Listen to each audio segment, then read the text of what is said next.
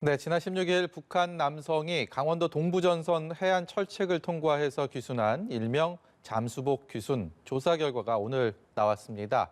오늘 1번지 현장에서는 국회 국방위원회 소속 안규백 민주당 의원과 함께 자세한 얘기 나눠보도록 하겠습니다.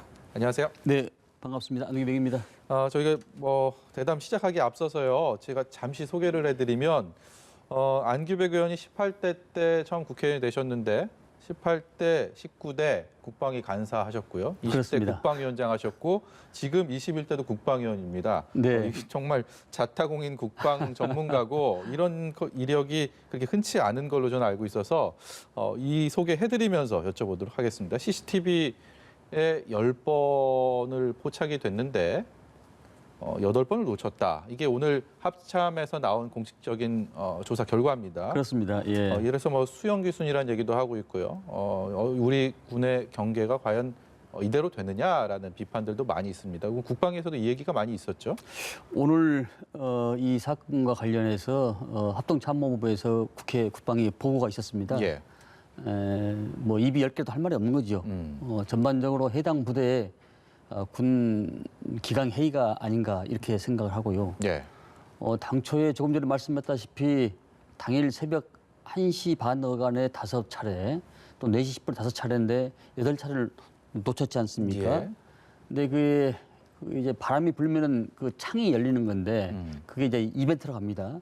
그 이벤트를 하도 이렇게 오작동이 많이 일어나고 또 이렇게 바람이 세게 부니까 예. 습관적으로 그걸 우리 이 병사가 그걸 백업창을 닫는 겁니다. 거기서 이제 초동 단계에서 그런 실수를 했기 때문에 이런 큰 사건이 일어났던 것이죠. 이제 무엇보다 경계를 좀 더 강화시키고 시스템을 보강하고 우리 장병들의 정신무장의 재교육이 좀 필요하지 않나 이렇게 생각합니다. 구구절절 오르신 말씀인데 사실 이 잊을만 하면 반복이 됩니다. 이 접경 지역의 경계 문제가 사실 안보 문제는 진보도 보수도 여야도 없는 문제 아니겠습니까? 그렇기 그렇습니다. 때문에 좀 더 근본적인 대책은 없을까, 대안은 없을까 이런 것들이 이번 사태를 겪을 때마다 나오고 있는데 말씀하시더니 좀 저희가 소개해드린 것처럼 국방 전문가로서 어떻게 어떤 대안을 만들어야 될까요?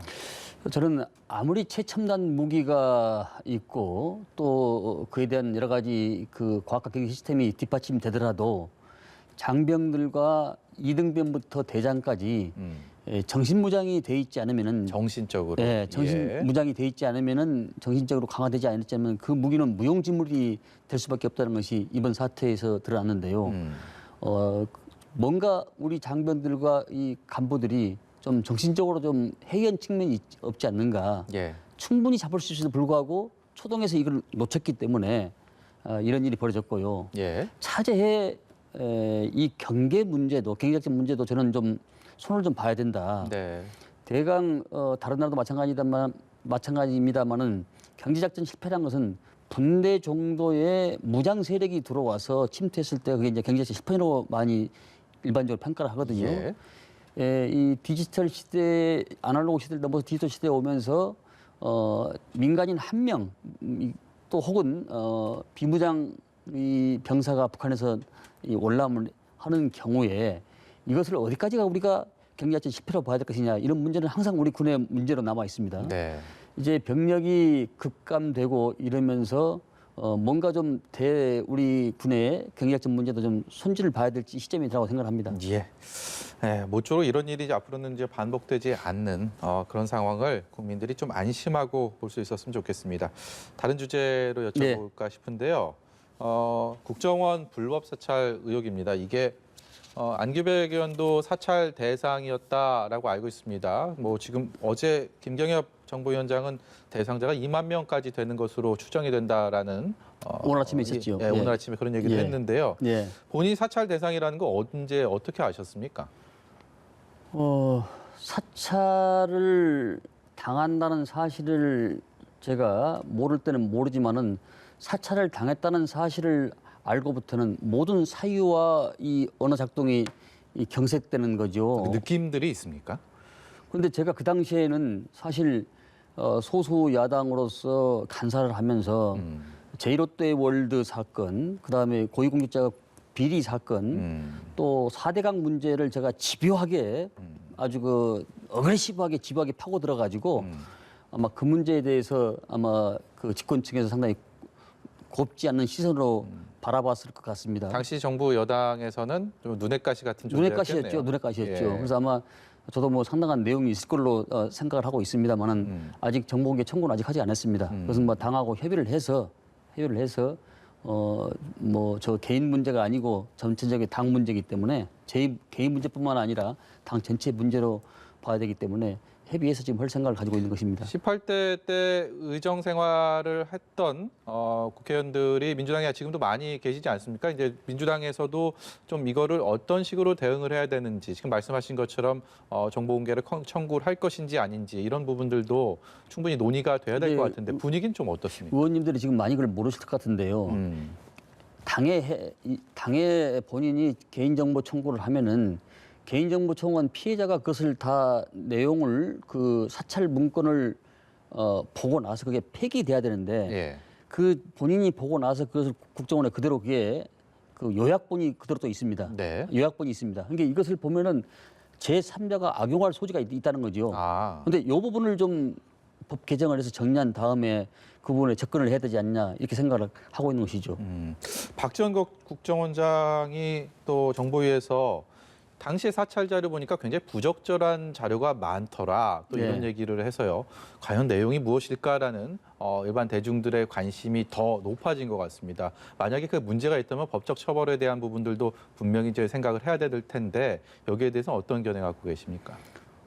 그거에 대해서는 저는 명명백백이 그것을 밝히고 예. 저는 차제에 이런 국정원의 흑역사가 없어져야 된다고 저는 생각을 하기 때문에 예. 있는 그대로 다 밝혔다고 생각합니다. 근데 일각에서는 뭐 그런 얘기를 제가 한다는 얘기를 들었어요.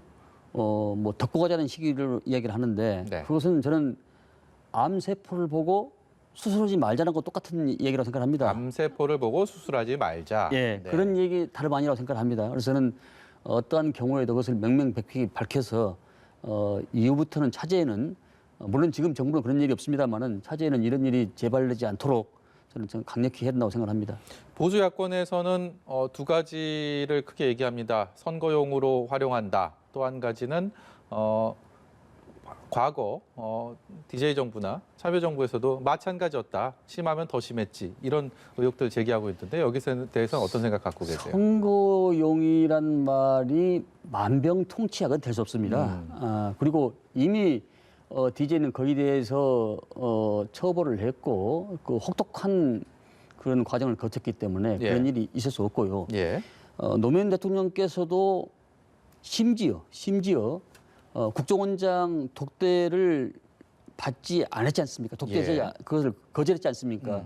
그런 거 봤을 때 또 그 어간에는 사찰이 없었다는 것이 이미 다 이렇게 판명이 났기 때문에 저는 어느 정권을 불문하고 저는 할 수 있다고 생각합니다. 오늘 그 김경엽 위원장 말씀 중에요. 이게 네. 아직 뭐 확인은 되지 않고 추정이다라는 단서는 달았지만 이 사찰 정보가 당시 총리에게도 민정수석, 정무수석 그리고 총리에게도 보고가 됐다라고 하면서 사실 이게 총리 보고가 의무가 아니기 때문에 이것은 대통령 권한 대행 자격으로서 당시 황교안 대행이 보고를 받았을 것으로 추정이 된다라는 얘기를 했단 말입니다. 만약에 이게 사실이라면 단지 18대 국회뿐만이 아니라 이게 더 확대되는 상황이 아닐까 싶은데요. 그 초록은 동색이란 말이 있고 유상적이란 말이 있습니다. 예. 박근혜 정부하고 이명박 정부가 박근혜 정부가 같은 뿌리 아니겠습니까? 뿌리인데 저는 그런 일이 아주 광범위하게 심지어 299명의 의원한테 전체까지도 거의 사찰이 됐는데 네. 일반 사람들한테는 얼마나 광범위하게 그게 가혹하게 이루어졌겠습니까? 저는 상당히 그 문제가 광범위하게 이루어졌다고 저는 보고 있는 것이고요. 선거용이란 것은 저는 그것이 만병통치약이 돼서는 안 된다고 생각합니다. 네. 서울시장 보궐선거기획단에서 네. 조직 총괄 분과장 맡고 계시네요. 네, 그렇습니다. 서울시장 선거 얘기 좀 해보려고 하는데 이제 보궐선거 다가오면서 서울도 그렇고요, 부산도 그렇고 여론조사마다 정말 출렁출렁 거리고 있고요. 양자 대결, 다자구 대결에서도 후보들의 어떤 이름값, 인물값 이런 것들이 대중들 유권자들한테 이렇게 점점 어필을 하면서 역시 이 또한 출렁거리고 있는데 4선 의원 하셨고요. 특히 서울에서만 3선, 내리 3선 하신 입장에서 어떻습니까? 서울시장 보궐선거 민주당의 현재 분위기, 앞으로의 전망, 그리고 남은 선거 기간에 변곡점이라고 할까요? 그런 포인트들은 어디에 있을지 좀 두루두루 여쭤보고 싶습니다. 네, 바다의 수면이 높이 올라간다고 해서 파도에 의해서 바다의 수면이 높이 올라간다고 해서 파도가 높이 올라가면 바다의 수면이 올라가는 건 아닙니다. 네. 파도가 잦아들면은 바다의 수면은 제 위치로 오는 것이죠. 2012년 이후에 저희 우리 민주당이 전국 단위 선거에서 4번의 그냥 승리가 아니고 압승을 거뒀습니다. 그랬죠. 압승을 거둔 것은 선거에 있어서의 그 일테면은 베이비 부모 세대들 1955년부터 63년 이 어간의 세대들이 인구가 약 730만 됩니다. 이 30만 세대들이 제가 분석한 것은 6.5 대 3.5, 작게는 6대 4가 항상 진보 계열을 지지를 하고 있고요. 네. 그리고 그 중간층에 있는 스윙보터들 또 30%가 우리 성향으로 많이 지금 와 있는 겁니다. 그전에는 우리 민주당 계열이 20이었고 여당 한나라당 계열이 30이었습니다. 이것이 네. 이제 역전이 됐고요. 세대별 이념 구성이 좀 바뀌었다. 많이. 바뀌었습니다. 예. 그리고 1980년생들 그 언저리에 태어나신 분들이 이제 사회와 민주화 경험이 있는 세대들이 생각이 많이 바뀐 겁니다. 네. 이 계기가 박근혜 정부 탄핵과 촛불 집회로 해서 그것이 일패도지한 거지요. 저쪽 보수 쪽에서. 예. 그래서 저는 그 선거 지형이 당분간은 변하지 않을 것이다. 그리고 선거의 그 전망에 대해서는 말씀을 하셨는데 선거 전망은 저는 그렇습니다. 재보궐 선거의 특성이 약 30% 초반에 상회합니다. 투표율이. 그렇다면 저희들이 25개 구청장에 24군데 시의원들이 110명 중에 102명 예. 이런 기관 조직, 이른바 세포 골목 조직이 튼튼히 이렇게 짜였기 때문에 저는 저희들이 미래를 지금 우리 후보들이 미래 정책을 주로 얘기하고 있지 않습니까? 제가 예. 다른 당은 얘기 않겠습니다만 네. 우리 당 후보들은 미래 정책을 얘기했기 때문에 그것을 보고 서울 시민들이 많은 평가와 지지를 보내주지 않을까. 그래서 저는 이번 선거는 크게 어렵지 않다 이렇게 판단하고 있습니다. 예. 마지막으로요. 이번 주에 이제 코로나19 접종 백신 접종이 시작이 됩니다. 네. 아직 시작은 안 됐고 정말 임박한 상황인데 정치권에서 1호 접종 가지고 뭐 대통령이 먼저 맞아야 된다, 그렇지 않아야 된다, 누가 먼저 맞겠다. 굉장히 시끄럽습니다. 국민들이 보는 입장에서는 사실 여러 가지 생각들이 안 들 수가 없는 그런 상황인데요. 이 백신의 이른바 정치화 이 상황에 대해서 어떻게 생각하십니까? 백신에 대한 신뢰는 저는 의학적으로 판명이 되고 확보돼야 되는 것이지 정치쇼로 저는 확보돼서는 않는다고 생각합니다. 예. 지금 지구적으로 지금 재난에 준하는 상황이지 않습니까? 근데 그것을 정치적으로 이용하고 활용한다는 그런 집단은 정말 가슴 아픕니다. 우리가 대한민국이 K-방역이라 해가지고 상당히 높은 수준까지 올라왔고 세계가 대한민국을 따라간 것이 대한민국 세계를 따라가는 이런 상황이 아니지 않는 이런 상황은 바로 예. 우리가 방역의 단계에서 확실한 우위를 선점을 했다. 예컨대 프랑스 같은 경우는 우리보다 1,500만 인구가 더 많습니다만은 지금 하루 확진자가 2만 5천 명 나옵니다. 우리는 300명에서 500명 어간이고요. 이러면은 뭔가 좀 의식 수준도 좀 올라가고 이 누가 실험 대상이 되냐 마냐 이것은 저는 바로 국민들을 불신시키고 국민들을 힘들게 한다. 네. 따라서 이런 그 사실관계를 떠나서 뭔가 그 본질에 맞는 그런 우리가 그에 집중해야 되지 않는가 네. 이런 생각을 해봅니다. 저는 예. 뭐 실험 대상이다 마다 누가 이로다 이요다 이것은 후진적이고 후차적인 접근 방법이라 생각합니다. 예, 알겠습니다. 지금까지 국회 국방위원회 소속인 안규백 더불어민주당 의원이었습니다. 오늘 말씀 여기까지 듣겠습니다. 고맙습니다. 네, 감사합니다.